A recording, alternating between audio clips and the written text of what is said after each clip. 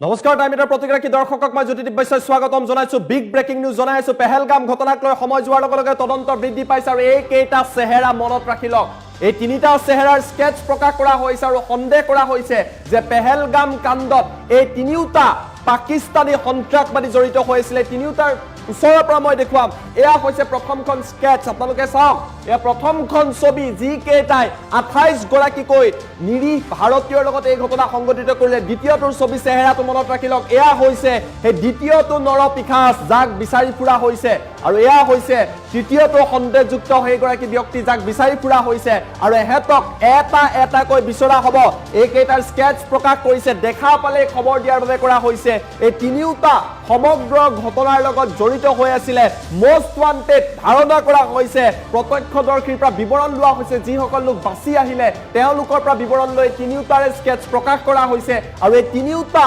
আমাৰ মনত আছে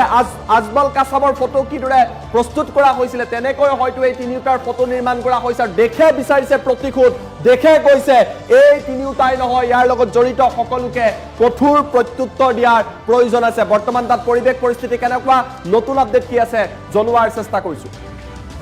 টাইমিট বিগ ব্ৰেকিং জনাইছো ডাঙৰ খবৰ পেহেলগাম ঘটনাত জড়িত সন্ত্ৰাসবাদীৰ স্কেচ প্ৰকাশ কৰা হৈছে কিছু সময় পূৰ্বে স্কেচ প্ৰকাশ কৰিছে আৰু এইকেইটা সন্ত্ৰাসবাদী জড়িত হৈছিল তিনিটাৰ প্ৰকাশ হৈছে আৰু প্ৰকাশ হোৱাৰ সম্ভাৱনা আছে তিনিটাকৈ সন্ত্ৰাসবাদীৰ স্কেচ প্ৰকাশ কৰিছে আৰক্ষীৰ তৰফৰ পৰা স্কেচ নিৰ্মাণ কৰা হৈছে পাকিস্তান সমৰ্থিত সন্ত্ৰাসবাদীক বিচাৰি জোৰদাৰ আৰু তীব্ৰতৰ কৰা হৈছে অভিযান ভাৰতীয় সেনাই বায়ু সেনাই সকলো প্ৰান্তত অভিযান চলাইছে দেখা পালে আৰক্ষীক জনাবলৈ খবৰ দিছে ইতিমধ্যে জম্মু কাশ্মীৰৰ লগতে পাঞ্জাবতো হাই এলাৰ্ট জাৰি কৰা হৈছে আৰম্ভ কৰা হৈছে অভিযান ধাৰাবাহিকভাৱে পাকিস্তানে ভাৰতক অশান্ত কৰাৰ বাবে পৰিকল্পনা কৰি আছে প্ৰৱেশৰ প্ৰচেষ্টা চলাই আছে দুটাকৈ পাকিস্তানী সন্ত্ৰাসবাদীক হত্যা কৰিছে ভাৰতীয় সেনাই ইতিমধ্যে ভাৰতীয় সেনাৰ তৰফৰ পৰা এই ব্যৱস্থা লোৱা হৈছে সন্ধিয়ালৈ পাক সন্ত্ৰাসবাদীৰ ঘাটিত এয়াৰ ষ্ট্ৰাইক হোৱাৰ সম্ভাৱনা আছে কেইবাটাও নতুন আপডেট স্কেচ প্ৰকাশ কৰা হৈছে আৰু পাকিস্তানত এতিয়া এই সমগ্ৰ ঘটনাক লৈ কম্পন আৰম্ভ হৈছে আমি আপোনালোকক সেই বিশেষ দৃশ্যাংশটো ভিডিঅ' আলত স্কেচ কেইখন দেখুৱাবলৈ চেষ্টা কৰিম আমাৰ লগত যিটো অচিভিও আছে আমি ভিডিঅ' আলত অনাৰ চেষ্টা কৰিম এয়া চাওক এয়া হৈছে প্ৰথমটো এই চেহেৰা কেইটা মনত ৰাখক সন্দেহযুক্ত এই কেইটাই জড়িত হৈ আছিল পেহেলগামৰ এই ঘটনা এক্সপোজাৰ কমাই দিব লাগে হোৱাইটত নহলে নাহিব এয়া আপোনালোকে চাওক স্কেচ কেইখন মই দেখুৱাইছো এই কেইটাই জড়িত হৈ থকাৰ ধাৰণা কৰা হৈছে চেহেৰা কেইটা মনত ৰাখক এহেঁতি মানুহ বুলি কোৱাৰ যোগ্য নহয় এই কেইটা নৰাধম যাক আমি দেখুৱাই আছো আৰু এহেঁতক বিচাৰি অভিযান এতিয়া তীব্ৰতৰ কৰা হৈছে আমি অন স্ক্ৰীন এই দৃশ্য আপোনালোকৰ বাবে লৈ অহাৰ চেষ্টা কৰিছো দৃশ্যকেইটা চাওক আৰু পোনপটীয়া সম্প্ৰচাৰত মই ঋতু মেধিৰ কাষলৈ যাবলৈ চেষ্টা কৰিম ঋতু মেধিৰ ওচৰত কেইটামান মুহূৰ্তৰ পিছতে যাম কেইবাটাও নতুন আপডেট ঋতুৰ লগত আছে বৰ্তমান সময়ত কেনেকুৱা কি কিন্তু নতুন আপডেট ঋতু জনাই আছো স্কেচ প্ৰকাশ কৰা হৈছে আপোনাৰ লগত নতুন আপডেট কি আছে চেহেৰা কেইটা প্ৰতিগৰাকী ভাৰতীয় মনত ৰখাৰ প্ৰয়োজন আছে আৰু ভাৰতে আজি প্ৰতিশোধ বিচাৰিছে এইকেইটা সন্ত্ৰাসবাদীৰ বিৰুদ্ধে ঋতু স্কেচ প্ৰকাশ কৰা হৈছে আৰু শেহতীয়াকৈ কালিৰ দিনটোত যি ভয়ংকৰ ঘটনা সংঘটিত হ'ল এই ভয়ংকৰ ঘটনাৰ পাছত কিন্তু প্ৰত্যক্ষদৰ্শীৰ ভাষ্য অনুসৰি 5ৰ পৰা 6জনহে আছিল সন্ত্ৰাসবাদী এই ভয়ংকৰ কাণ্ড সংঘটিত কৰা যি বাইচাৰাম নামৰ অঞ্চলটোত থকা এখন উদ্যানৰ ভিতৰত এই ভয়ংকৰ ঘটনা সংঘটিত হৈছিল সেই ঘটনাৰ প্ৰত্যক্ষদৰ্শীয়ে মন্তব্য কৰা অনুসৰি 5ৰ পৰা 6টাকৈ বন্দুকধাৰী দুৰ্বৃত্তই এই কাণ্ড সংঘটিত কৰিছিল আৰু তেনে পৰিপ্ৰেক্ষিতত এই কাণ্ড সংঘটিত কৰিয়েই ঘন জংঘলত অটব্য অৰণ্যৰ মাজত তেওঁলোক নোহোৱা হৈ পৰিল আৰু ততাতৈয়াকৈ ভাৰতীয় সেনাই চাৰিওদিশৰ পৰা ঘেৰাও কৰি ধৰিলে সমগ্ৰ অঞ্চলটো আৰু সমগ্ৰ অঞ্চলটো ঘেৰাও কৰি ধৰাৰ পাছত কিন্তু ঘন জংঘলৰ পৰা ওলাই যোৱাৰ ইনপুট কাৰো হাততেই নাই তেনে পৰিপ্ৰেক্ষিতত ভাৰতীয় সেনা নিশ্চিত হৈ আছে যে সেই অটব্য অৰণ্যৰ মাজতেই সেইকেইটা সন্ত্ৰাসবাদীয়ে আত্মগোপন কৰি আছে আৰু নিৰ্দেশলৈ বাট চাইছে গৃহমন্ত্ৰী অমিত শ্বাহ তাত উপস্থিত হৈ আছে দেশৰ প্ৰধানমন্ত্ৰীগৰাকীয়ে চৌদি আৰবৰ পৰা আহি ইতিমধ্যে দিল্লীত বৈঠক কৰিছে আৰু তাৰ পাছতেই চলোৱা অভিযানৰ অন্তত দেখিবলৈ পোৱা গ'ল এটা বাৰাতুল্লা নামৰ এটা অঞ্চলত ইতিমধ্যে দুটাকৈ সন্ত্ৰাসবাদীক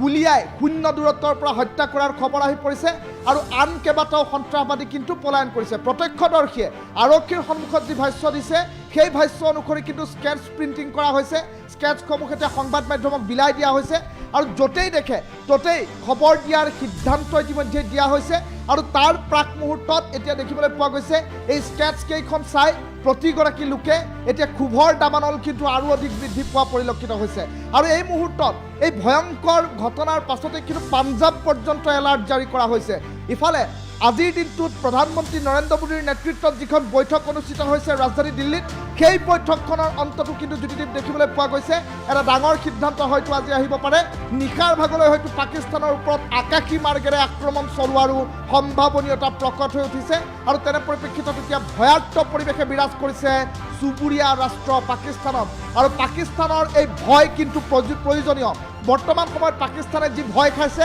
সেই ভয় কিন্তু প্ৰয়োজনীয় ভাৰতৰ শক্তি আজিৰ তাৰিখতে হয়তো প্ৰধানমন্ত্ৰীয়ে দেখুওৱাৰ সম্ভাৱনীয়তা প্ৰকট হৈ উঠিছে আৰু আনফালে এই মুহূৰ্তৰ আন কেইবাটাও গুৰুত্বপূৰ্ণ খবৰ এই মুহূৰ্তৰ তিনিটা প্ৰক্ৰিয়াৰ কথা যদিহে কওঁ সমানে সমানে তিনিটা প্ৰক্ৰিয়া চলিছে তিনিটা প্ৰক্ৰিয়া কি এক নম্বৰ সেয়া হৈছে অমিত শ্বাহে ইতিমধ্যে শ্ৰীনগৰত শ্ৰদ্ধাঞ্জলি জ্ঞাপন কৰিছে 28টাকৈ নিৰীহ মৃতদেহৰ ওপৰত এক নম্বৰ দুই নম্বৰতে আছে যে সেনাই এই পৰ্যন্ত অটব্য অৰণ্যৰ মাজত অভিযান অব্যাহত ৰাখিছে তিনি নম্বৰতে দেশৰ প্ৰধানমন্ত্ৰীগৰাকী বৈঠকত মিলিত হৈছে তিনিওটা গুৰুত্বপূৰ্ণ কাম আৰু এই তিনিওটা গুৰুত্বপূৰ্ণ কাম সমানে সমানে চলিছে প্ৰধানমন্ত্ৰীগৰাকীৰ বৈঠকৰ অন্তত হয়তো সিদ্ধান্ত আহিব পাৰে আকাশী মাৰ্গেৰে পাকিস্তানৰ অস্তিত্ব নোহোৱা কৰিব পাৰে তেনে সিদ্ধান্ত আজিৰ দিনটোত আহিব পৰাৰ সম্ভাৱনীয়তা প্ৰকট হৈ উঠিছে জ্যোতিদীপ যিটো এই মুহূৰ্তত নতুন আপডেট হৈছে অমিত শ্বাহে মন্তব্য কৰিছে অমিত শ্বাহৰ তৰফৰ পৰা কোৱা হৈছে যে এই ঘটনাৰ লগত জড়িত কাকো ক্ষমা কৰা নহয় দেশৰ গৃহমন্ত্ৰী এই মুহূৰ্তত পেহেলগামত এই মন্তব্য কৰিছে প্ৰথম আপডেট মই টাইম 8ৰ দৰ্শকক জনাইছো দ্বিতীয় আপডেট এই সমগ্ৰ ঘটনাত যি 4টা সন্ত্ৰাসবাদী জড়িত হৈ আছিল তাৰে দুটা ভাৰতৰ লগত কানেকশ্যন পোৱা গৈছে আৰু দুটা পাকিস্তানৰ অৰ্থাৎ পাকিস্তানৰ পৰা ভাৰতত তাহাঁতি প্ৰৱেশ কৰিছিলে 4টাকৈ সন্ত্ৰাসবাদীৰ তথ্য পোৱা গৈছে সমান্তৰালভাৱে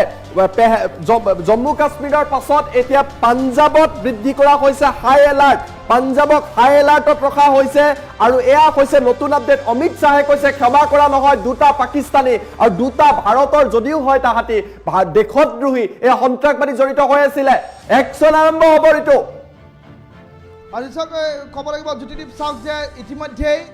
TRF নামৰ যিটো সংগঠনে দায়িত্ব স্বীকাৰ কৰিছে সমগ্ৰ ঘটনাৰ এই TRF নামৰ সংগঠনটো কিন্তু লস্কৰী তৈবাৰ ভাতৃ সংগঠন বুলি জানিব পৰা গৈছে আৰু TRF নামৰ সংগঠনটো কাশ্মীৰতে জন্ম আৰু তাৰ মাজতেই এই সংগঠনটোক কিন্তু পাকিস্তানে ফাণ্ডিং কৰে তেনে পৰিপ্ৰেক্ষিতত পাকিস্তানৰ সমৰ্থিত এইটো সংগঠনে শেহতীয়াকৈ কেতবোৰ এনে কাণ্ড সংঘটিত কৰিছে যিসমূহ কাণ্ড বৰ্ণনাতীত আৰু তেনে পৰিপ্ৰেক্ষিতত ইয়াৰ পূৰ্বতে 2019 বৰ্ষৰ 14 ফেব্ৰুৱাৰীৰ দিনটো যদি আপুনি মনত পেলায় তেনেহ'লে মনত পৰিব যে পুলৱামাত এটা ভয়ংকৰ কাণ্ড সংঘটিত হৈছিল RDXৰে ভৰপূৰ এখন বাহন জ্বলাই দিয়া হৈছিল আৰু এটা আৰক্ষীৰ কনভয় এটা সেনাৰ কনভয় জ্বলাই দিয়া হৈছিল উৰাই দিয়া হৈছিল তেনে পৰিপ্ৰেক্ষিতত দেশৰ কেইবাগৰাকীও বীৰ জোৱানে প্ৰাণ হেৰুৱাবলগীয়া এক পৰিস্থিতিৰ সৃষ্টি হৈছিল সেই ঘাঁ শুকুৱাই নাই সেই ঘাঁ নুশুকাওঁতেই পুনৰবাৰ এটা ভয়ংকৰ সন্ত্ৰাসবাদী আক্ৰমণ যিটো সন্ত্ৰাসবাদী আক্ৰমণত এতিয়া নিৰীহ লোকৰ প্ৰাণ গৈছে হততে দেখিবলৈ পোৱা যায় জম্মু কাশ্মীৰৰ দৰে অঞ্চলত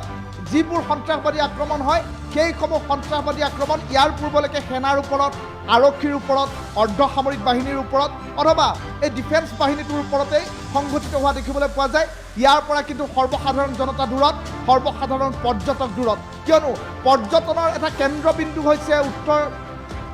পৰ্যটনৰ কেন্দ্ৰবিন্দু হৈছে এতিয়া কাশ্মীৰৰ যি ভূস্বৰ্গ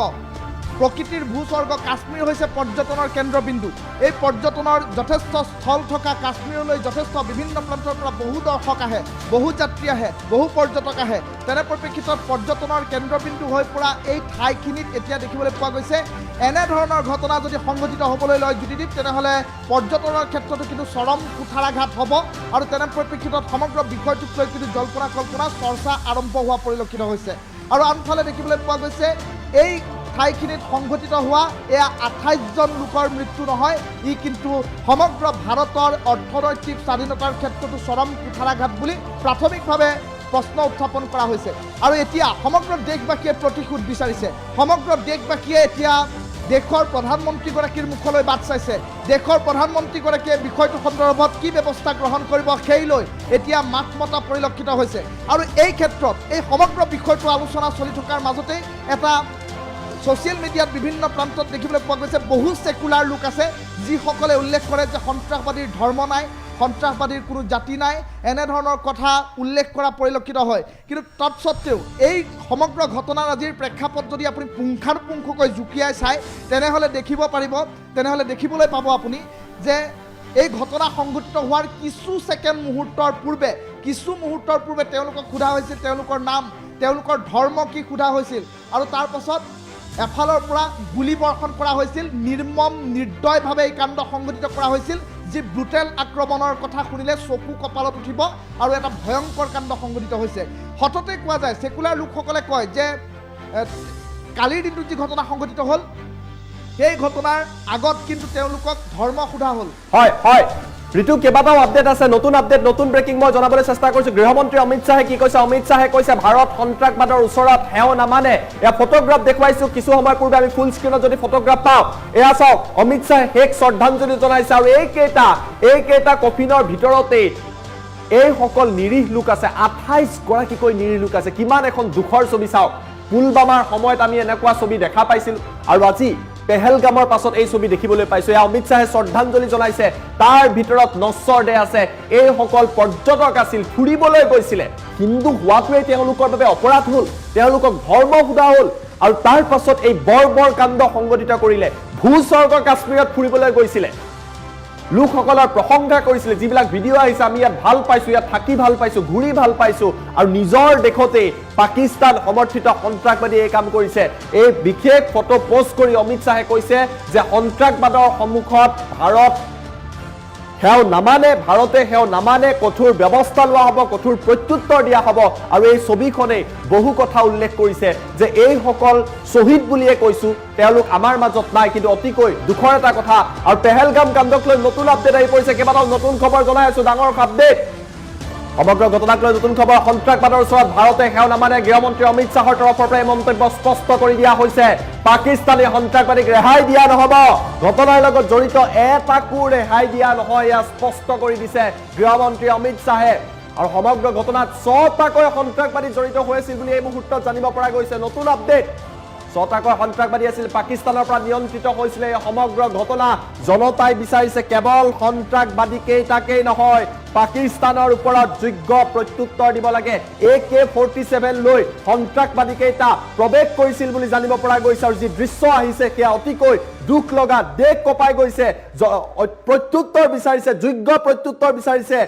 প্ৰত্যুত্তৰ দিয়াটো বিচাৰিছে, এয়াৰ ষ্ট্ৰাইক বিচাৰিছে। জনতাই কৈছে যে পাকিস্তানৰ ওপৰত ব্যৱস্থা ল'ব লাগে, সেয়া আমি আপোনালোকক জনাই আছোঁ। আৰু কাকো ৰেহাই দিয়া নহয় বুলি স্পষ্ট কৰি দিয়া হৈছে। আমি পুনৰবাৰ পোনপটীয়া সম্প্ৰচাৰ যাবলৈ চেষ্টা কৰিম। ঋতু মেধি মোৰ লগত থাকিব।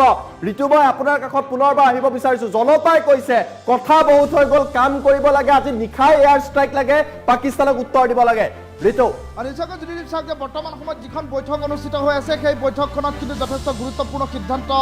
হোৱাৰ সম্ভাৱনীয়তাৰ প্ৰকট বুলি এই মুহূৰ্তত ক'ব লাগিব। কিয়নো দেশৰ প্ৰধানমন্ত্ৰীগৰাকীয়ে সকলো কাৰ্যসূচী বাতিল কৰি চৌদি আৰবৰ পৰা ঢপলিয়াই আহিছে দেশলৈ। দেশৰ বিপদৰ সময়, ৰাষ্ট্ৰখনৰ বিপদৰ সময়ত এতিয়া সহযোগিতাই হৈ পৰিছে সঞ্জীৱনী শক্তি। কিন্তু তাৰ মাজতেই আমাৰ দেশৰ ভিতৰতে এনে একাংশ ছেকুলাৰ লোক আছে যিসকলে কয় যে সন্ত্ৰাসবাদীৰ ধৰ্ম নাই। কিন্তু কালিৰ দিনটোত যি ঘটনা সংঘটিত হ'ল, সেই ঘটনাৰ পাছত কিন্তু এইসকল লোকক